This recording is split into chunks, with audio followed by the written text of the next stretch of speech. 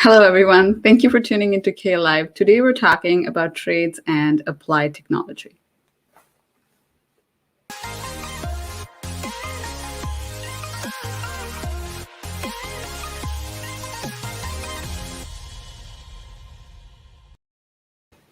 Hello again. My name is Ashwati, and if you're joining us for the first time, K Live is an interactive series where we guide you through your journey to Canada as an international student.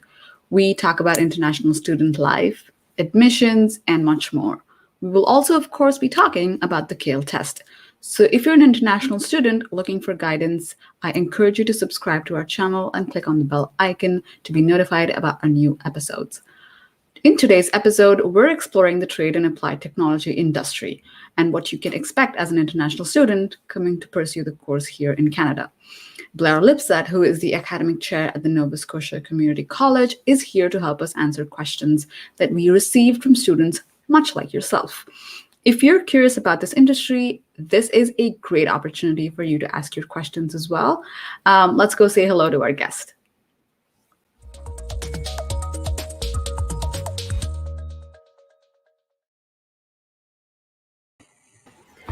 Hello, Blair. Thank you so much for joining us. How are you doing? I'm great. How are you, Shwati? I'm doing great as well. So we're eager to hear from you. So I will get right into it. To start off, could you tell us a little bit about yourself and the role at your organization?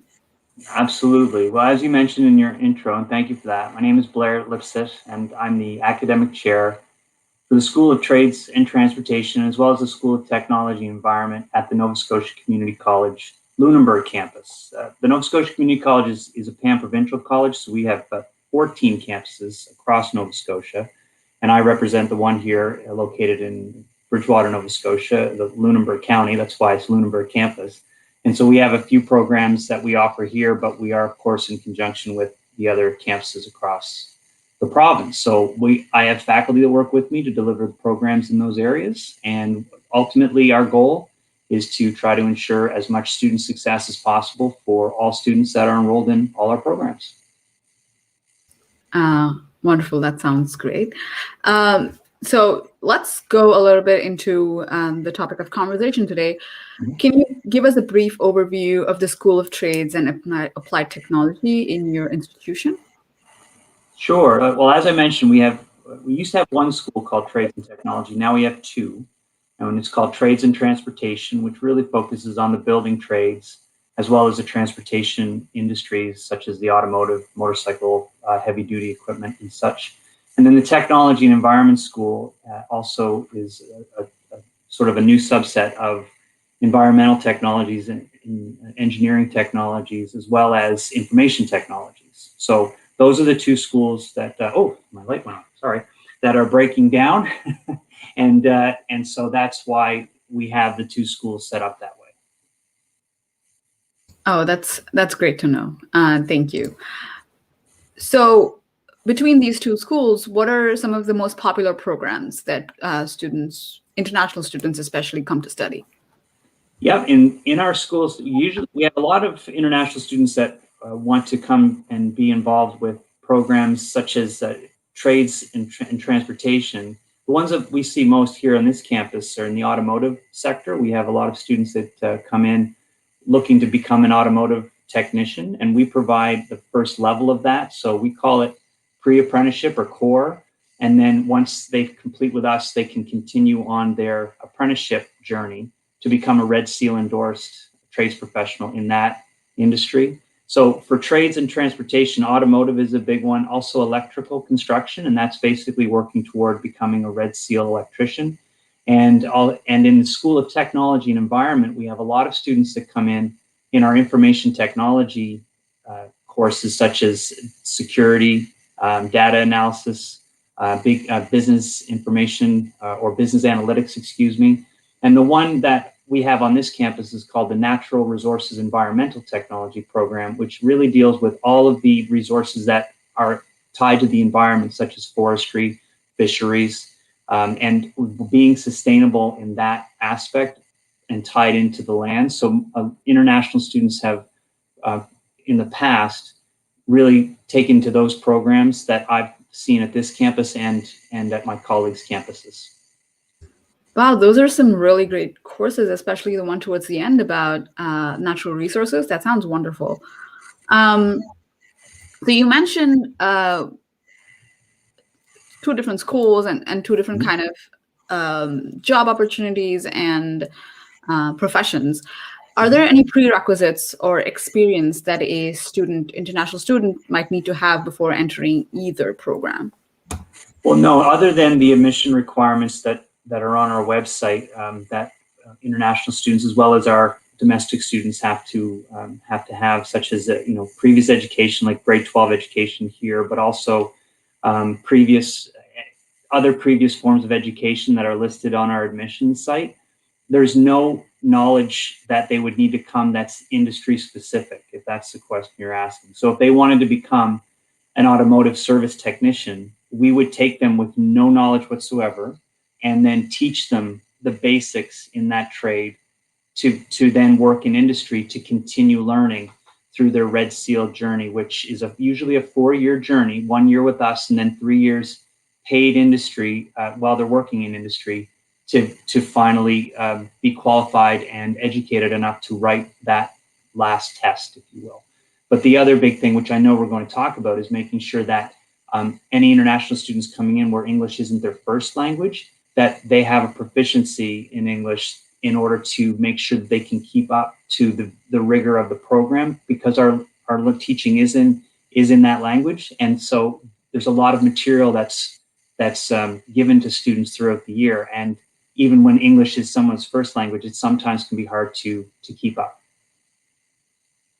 Oh, that's good to know. And we will be talking about that towards the end. But if you have any questions about English proficiency or about the course, please let us know in the comments.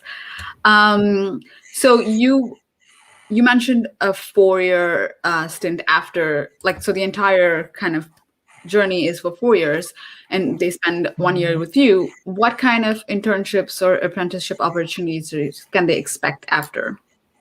No, that's a great question. So our programs are designed for employability. So when a student starts with us, like I said, with very little knowledge, if not any knowledge of the program, we get them to a level where they can enter industry safely and with the basics to work in that field. At the end of our 2 semesters, which run, of course, from September to December and then December to April, our 3rd semester in May is a 5-week work experience. And students are encouraged to try to get that on their own. So we give them industry contacts that they can reach out to, or if they have somebody that they may want to work, or an industry or a business that they would like to work at, they can apply. But we give support to get those work experiences. Every student takes part in that 5-week work experience. And I'm pleased to say, Ashwati, that usually those result in full-time employment if there's a need there. So students can get their feet wet, get familiar with a certain employer, and usually, I don't want to give you any statistics, but more often than not, we have students that continue in that role with that industry. They're hired on, and then, as you mentioned, they have 1 year with us that would be like a level 1 of their apprenticeship journey. And the Red Seal endorsement in trades is a 4-year journey usually. So with each year, they accumulate hours and experience while working, and then their employers would allow them to go take another apprenticeship course with us, which usually lasts about 6 weeks. Then they write a test to get that next level and repeat the process until they're finished their level 4 and they write their complete exam. So it can vary between 4 and 5 or 6 years, depending on the individual. But at the end of it, that Red Seal endorsement is the top of the echelons of education that you can get for apprenticeship. However, I'm sure that you would understand that there's also manufacturers training that can be taking place. So if they get on with a Honda dealership, as an example, there's lots of training through Honda that will allow them to become a certified technician at a Honda level, as well as being a Red Seal endorsed technician in automotive throughout the country. And that Red Seal is a big deal. If you start with us and you want to move to Ontario or Alberta or BC, then it's interprovincial. So that is recognized as an interprovincial certificate of accomplishment on your trade that you can work anywhere across Canada. Oh, that's good to know. A lot of the times, that's a good point, because a lot of the times, and this is not specific to trades particularly, but if you're registered in one province, it's not always a given that you're registered in all other provinces. You might have That's right. to apply for registration again. So this is a good point Yeah. to share. Thank you so much for sharing that. No problem. I'm sure our students will find that helpful. So this is going back to our earlier question, but I just wanted to confirm it with you one more time. If the student has completed their education in their home country that is not relevant to the industry that they're pursuing, would they still be eligible to enroll? Yes, they still would be eligible to apply, because while grade 12 is our sort of benchmark to get in a Nova Scotia high school, obviously, but also any high school in Canada.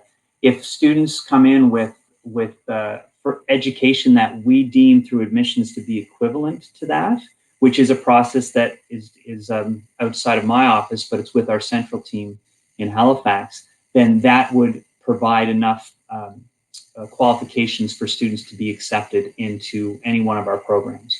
Now, in some of our technology programs, I will just caution that there are some certain courses that are admission requirements. For example, in any of our engineering technologies, they do wish that students have a higher level of math than what currently is offered at a very basic level here in Nova Scotia. So we call it academic here, but it could be called something else in other countries, like enriched or advanced.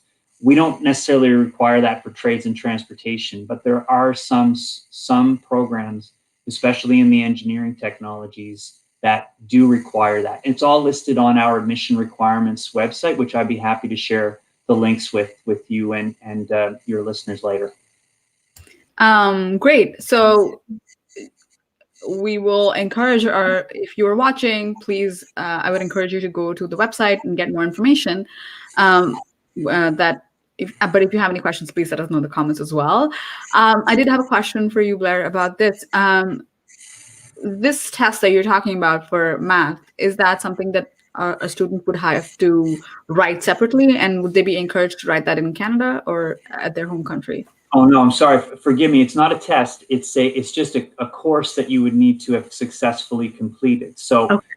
If a student has that on their transcript or their documentation stating what education they're bringing to us, and they can prove that it's a math that's equivalent to what we would require, then that would be all that they would need to do. There's no testing involved to get into any of our programs, other than, of course, the English language proficiency tests that if English isn't your first language, then some cases that is required, but no tests in math. Got it. Thank you for that clarification. No problem. I don't want to scare anybody away. No, math. But anyway, we're coming to the question that you just spoke about, the English language proficiency. Yep. International students need a 60 in their CAIL test for admissions to NSCC. Could you tell us what is the importance of having a high English test score? Absolutely. And it's really heart-wrenching sometimes when we have students that struggle in English because of the fact that, as I mentioned earlier, these our trades and transportation programs are traditionally 1 year, which doesn't sound like you can fit a lot of curriculum in, but I can attest and certainly speak to the fact that they're very packed, and our instructors and our curriculum move very quickly because there's a lot that they need to get through in the 8 months in the classroom in the shop before we put students safely out in a work experience. So the textbooks and the lectures and also the shop procedural guides that we provide to students when they're in the shop in order for them to do things. If English is not strong or not as strong as it could be based on these test scores, like what we would ideally like to have, then I find students struggle. And that's why I said it's heart-wrenching, because you have people that come to us that they really want to be a technician, they really want to be an electrician, but their language abilities aren't allowing them to keep up. And and unfortunately, we need to move through the curriculum as quickly as we do in order to cover everything that we have to within the 8 months. So it's very imperative to that I feel that on everybody to understand that the more comfortable you are in not just your speaking and listening, but also your reading, is why we set those test scores perhaps higher than what people may think is fair, because we don't want people to falter on that fact, basically.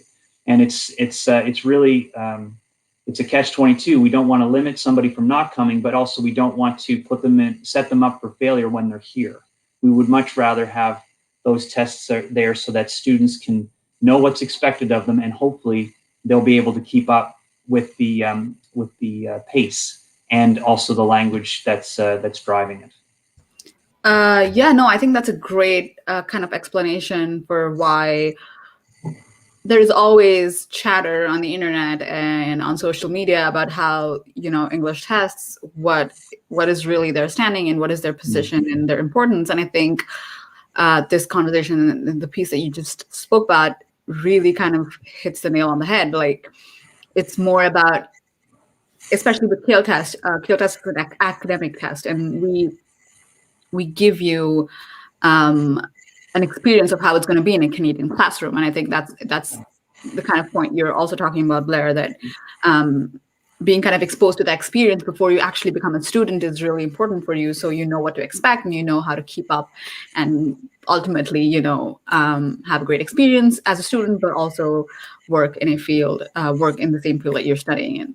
That's right. Yeah, exactly. It's not meant to be a barrier. It's really meant to set people up for success. And as I mentioned earlier, that's our goal, is to put people in these fields that are going to be successful and continue to be successful once they continue their learning journey.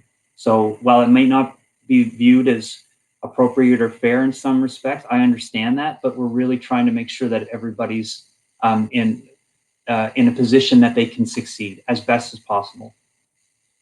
That makes a great segue to our next question as well. What kind of job opportunities can they expect after completing a program in this industry? Well, thankfully, our statistics are pretty high here at the Nova Scotia Community College when it comes to graduates that are employed in their field that they studied after graduation. It's above 85% of all the graduates. Yeah, I know it's great. I mean, it would be great if it was higher, but there's certain circumstances with anything that don't allow certain graduates to get roles immediately after. But going back to the 5-week work experience that I mentioned earlier, and as I said, usually those work experiences turn into full-time jobs. That does allow students that train in a field, in a trades and transportation or a technology environment, to continue in that field through work experience and then get a job afterward. As I mentioned, there's some factors. Sometimes students want to live in a certain community and there aren't any jobs there at that moment, so they can't get work right away. But for those that are prepared maybe to broaden their horizons and move to a different community within Nova Scotia, then they have an increased chance of getting work in their field. So the chances are very good. And like I said, 85 isn't 100, but it's still pretty high for graduates coming out of our program securing employment, which most of our students, all of our students, are looking for. Yeah, no, that's very reassuring. Like, if I was a student and I saw that there was an 85% of job, statistics, I would be very, very encouraged and very excited to study at NSCC. So that's really, really reassuring for anybody who's watching. Yeah. 85%, guys, that's a good number. I think so. It could be better, but we'll work on that. Yeah, we'll get there. We'll get there, exactly. So in terms of, let's say that, I'm a student who's just graduated from my home country and I'm planning to apply or planning to pursue this. Who do I talk to about it at NSCC? Well, thankfully, we've got a great admissions team, and we also have a very great international team, and they're all listed on our homepage. It's nscc.ca, which I'm sure we can forward out. Everything is linked through there, and once people get in contact with either probably international first, they create a relationship with an advisor that will help walk them through every aspect that they need to around language proficiency, which we've chatted about, citizenship or residency, which obviously is important as well, and the qualifications that they are bringing and how they can transmit or be considered for our learning. So I certainly am not as involved in that as once the students come to our campus. We have events for international students, to celebrate the fact that they're here, because we really do appreciate people wanting to come and learn with us. And so we make sure that they feel that welcome, as we do with all students, but we put out a little bit more of a welcome mat for international students because, as I'm sure, it's not news to anybody, it's a totally new experience. Whereas our students coming from our high schools, well, they know about us and they lived here and they're, this is just the next step for them. We're welcoming to them. And treat them good too, but we really want to make sure that our international students feel that they are, in a place that's going to be welcoming, that's going to be inclusive, and they're going to enjoy being here. So those two teams, the First International team as well as our admissions team, will walk any student that's interested through the process, get them help wherever necessary, with external agencies, government agencies. And also they'll reach out to people like me if anybody has a question, like somebody watching today, and say, hey, I heard about that Natural Resources Environmental Technology program. Who can I talk to? Well, there's only 2 offerings across the province. We're one of them, and the other one is in Port Hawkesbury on Cape Breton Island. I'm sure that I can speak for my colleague there. We would love to chat with anybody that has questions about the program, because we're very passionate about what we do, and we want to make sure others share in that passion. So that's what I would say that we would do for any student that's looking to apply. There's definitely just a click on contact us, and you'll be set up with a person that's going to want to walk you through everything they can. Great. Thank you for that. And for those of you who are watching, we've just shared the link to NSCC on the comments on the chat. So do check that out. But another question I had on the kind of same vein is, we've kind of outlined a path that students can follow if they're wishing to study at NSCC. Similarly, who can students speak to once post-graduation, like to make sure that they're able to access the right kind of opportunities in terms of jobs, in terms of apprenticeship? Well, after graduation, we have a very robust alumni department, not just with overall, but I believe international keeps track of all the students that are international students that graduated and where they're going and where they end up and where they want to go.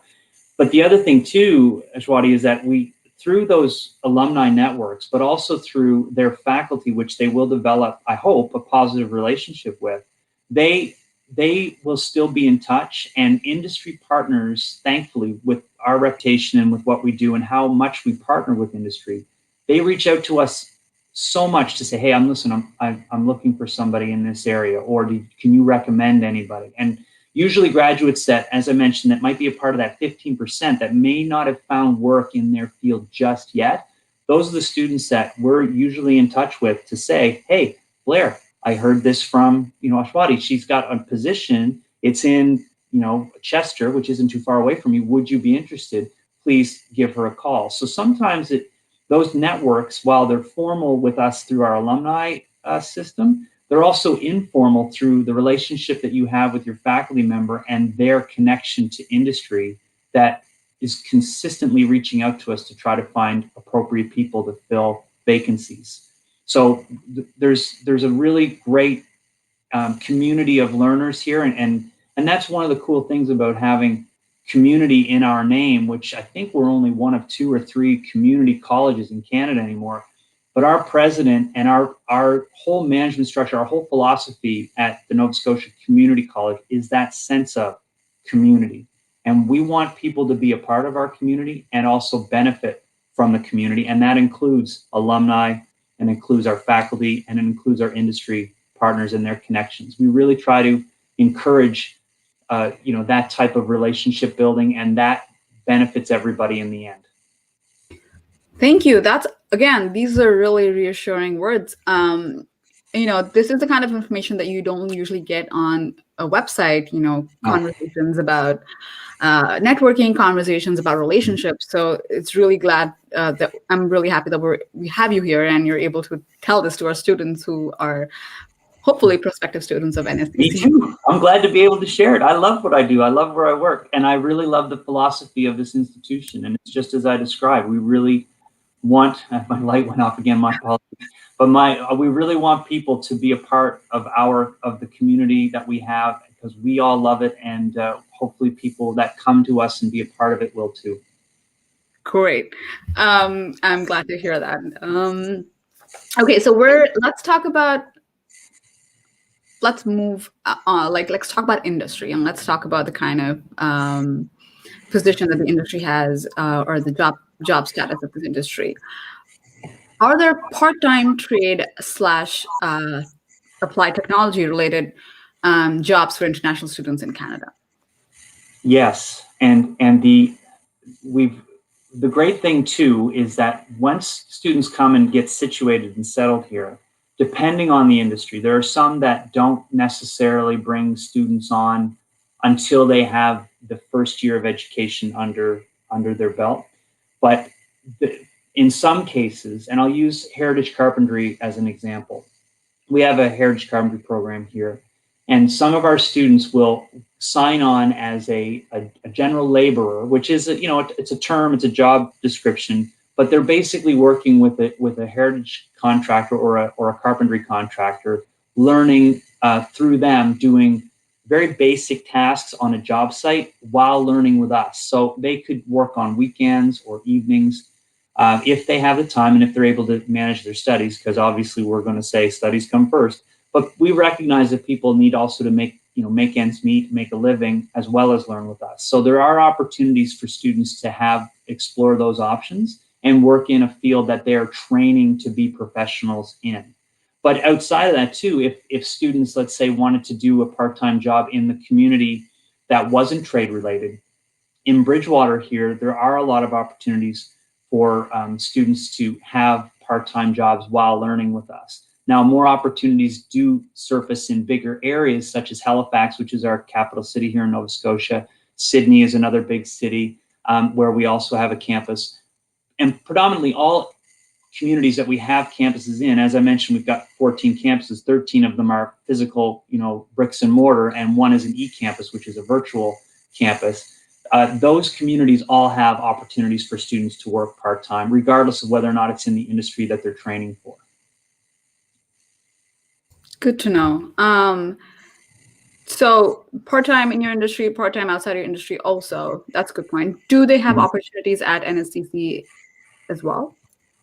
You mean working with NSCC? As a student, like student? In some cases we do, but it might not be trade related as well. We have a lot of our part-time positions are in our facilities management division, which is our custodial staff on campus. But there are also other part-time positions that do come forward through departments, as well as some program departments, but those aren't quite as what a student might could work in the college institution or with the college prior to graduating. But they're not as plentiful as working outside of the college. Yeah. Great. Choose to get more experience and see know if that information is out there for anybody who's looking. Yeah, absolutely. We're coming towards the end of our questions, and then we have just kind of talking about scholarship and apply to be a student with us. There are opportunities and scholarships and bursaries that I did not get any indication that international scholarships they're all going to apply for while they're learning with us. So it might not be before they get, and we also give out the awards upon graduation as well. So there really is a lot of opportunity for students learning and post-learning with us. Yes, and they're all on the NSCC website link. And I hate to keep. What should students look for when choosing a program that's best for them? That's a great question. I think, and this is advice for all of us, in my opinion. Pick something that you see yourself doing happily for as long as you feel you want to work in a field. So the reason I say that is because the last thing any of us want to do is provide an education that you're not going to enjoy when you leave. And the example I always get is that I'll go back to automotive again. Our automotive service technician program trains people to work in dealerships that are, the major car manufacturers or automotive manufacturers here in Canada, like Ford, Chevrolet, Toyota, Hyundai. Those types of shops are what we're training our technicians to be a part of. I've had students come and leave the program after they've already come for a week and spent all their time preparing, when they found out that they wouldn't be able just to work on a specific brand of vehicles or a specific section of the vehicle, such as the engine. So my advice probably, Ashwati, would be to think about what you enjoy doing. If you enjoy being outside and enjoy being a part of the environment, that Natural Resources Environmental Technology program, that's pretty much what you do, right? Even when you're learning with us, you're out in the field 2 days a week. And then, of course, you get a job and you're in the field maybe more than that. And if you like vehicles, if you like working on vehicles and use, problem solving, doing diagnostics around things like the engine, but also like the electrical systems, the diagnostic systems, computer systems, and that fascinates you and you want to learn more about that, then the automotive service technician program might work. And similar with, as I mentioned, heritage carpentry. If you really enjoy managing or working with carpentry like product, like wood products, and building and restoring buildings, or building buildings, but also restoring buildings, bring them back to their original glory, then that's a program that you should consider. So most of the students that come to us, they think about that, and we advise them that accordingly beforehand. Like, is this the right program for you? You got to remember that these are what you should expect. And that will all start again with that discussion that you have with our international colleagues. And I'm opening it up. If you have any questions, by all means, you reach out to somebody like me, if you want to go to me first, because I'm the guy that's standing here in front of you. I would love to help you figure that out and ask you some questions about what your preferences are, or if you have questions about any of our programs that I spoke about or that you see on the website. If I don't know the answer, I will find the answer out for you, and then you can make the most informed decision. But ultimately, I wish all of you to be happy with what you do. I'm very lucky. I love what I do, but unfortunately, not all of us have that luxury. So if you can train to do that first, then you're going to win. That would be my advice to anybody that's watching. I think that's wonderful advice, and I am really glad that our students were able to hear that. And I also love what I do, but if I had heard that, I would be more prepared to kind of like push through and really like stick to the course, which Right. I did ultimately, but it would have been nice to get like a heads up. So Thank you for that advice. No problem. So that was our last question. Again, thank you for joining us. And I want to say, if I haven't said already, that your time here is really appreciated. And I'm sure that prospective and current international students will find this very informative and helpful. So thank you. It's my pleasure. As I mentioned earlier, it was a pleasure to be asked, and I really appreciate the opportunity. I hope to see some of you out there at one of our campuses learning with NSCC in the future. Thank you very much for inviting me. Thank you so much. So that was Blair Lipset from NSCC. And as I mentioned, if you have any questions that you weren't able to think of now, but you have later, please ask us in the comments below, or you can also check out the NSCC website. I want to say that we also provide Kale test lessons on a separate playlist. If you heard about the Kale test and you want to know what this test is about and how it can help you with your admission process, this playlist is called Kale Prep with Brandy, and we drop a lesson every week. Please check it out. We've covered academic reading so far. We're also going to be talking about speaking and listening. We have some great news for you. The Kale test can now be taken in Japan, Mexico, Brazil, and Colombia. These 4 locations, along with the USA and Canada, make up 6 locations where you can take the Kale test online at home. So it's a wonderful opportunity for you to start your journey to Canada right at home.